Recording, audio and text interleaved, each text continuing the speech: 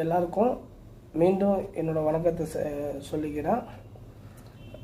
இப்போ நிறைய பேர் கேட்பாங்க, மந்திரன்றீங்களா, மந்திரத்தால் மாங்காயை விளைவிக்க முடியுமா, அதெல்லாம் சாத்தியமா அப்படின்னு சொல்லிட்டு கேட்பாங்க. விளை வச்சவங்களும் இருக்காங்கல்ல, மந்திரத்தால் மாங்காயை விளை வச்சவங்களும் இருக்காங்கல்ல. இது அதை பற்றின, அதாவது நெகட்டிவான விஷயம் உடனே பரவிடுமே தவிர ஒரு பாசிட்டிவான விஷயம் பரவுறதுக்கு லேட் ஆகும். இந்த மந்திரத்தால் மாங்காயை விளை வச்சவங்களும் இருக்காங்க, மந்திரத்தால் மனுஷனையே விளை வச்சவங்களும் இருக்காங்க. இது எல்லாமே எல்லாத்துக்குமே ஆதாரங்கள் இருக்குது. எல்லாமே இன்றைக்கும் அது சாத்தியமே அப்படின்றது ஒரு நிசப்தமான உண்மை. அதே மாதிரி பார்த்தீங்கன்னா, இந்த மந்திரம் அப்படின்னு சொல்லிக்கிட்டு இருக்கேனே, அப்படின்னா என்ன, இந்த மந்திரம்னா என்ன அப்படின்னா, இன்னைக்கு ஒரு கடவுளுக்காக, ஒரு சாமிக்காக ஒரு சில வார்த்தைகள் அந்த கடவுளுக்கு பிடிச்ச அந்த இப்போ பாம்பு அப்படின்னா மகுடிக்கு ஆடும், இந்த மகுடி சத்தத்துக்கு பாம்பு மயங்கும் அப்படின்னு சொல்லுவாங்க.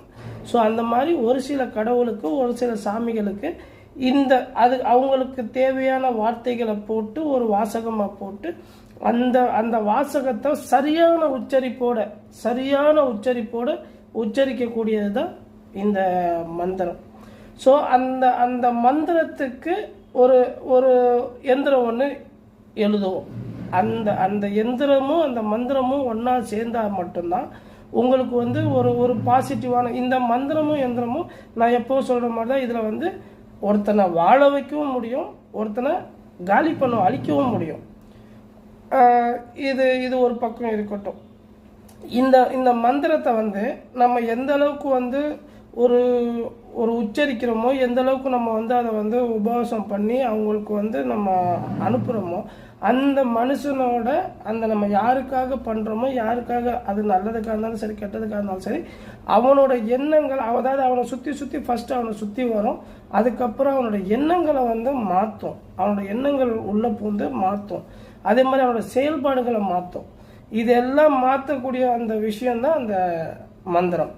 நம்ம நான் எந்த அளவுக்கு அந்த மந்திரத்தை உச்சரிக்கிறேனோ, எந்த அளவுக்கு அதை நான் பிரயோகம் பண்ணுறேனோ, அந்த மந்திரம் சம்மந்தப்பட்ட ஆளோட தலையெழுத்தையே மாற்றும். அந்த சம்மந்தப்பட்ட ஆளை சுற்றி வரும். அந்த சம்மந்தப்பட்ட ஆள் அவன் அதில் கண்டிப்பாக அவன் சிக்குவான். ஸோ அவனோட எண்ணங்கள், அவனோட செயல்பாடுகள் எல்லாமே அவனை மாற்றும். நான் என்ன சொல்லி நான் அந்த மந்திரத்தை பிரயோகம் பண்ணுறனோ அந்த அளவுக்கு அவனை மாற்றும். அதுதான் அந்த மந்திரம்.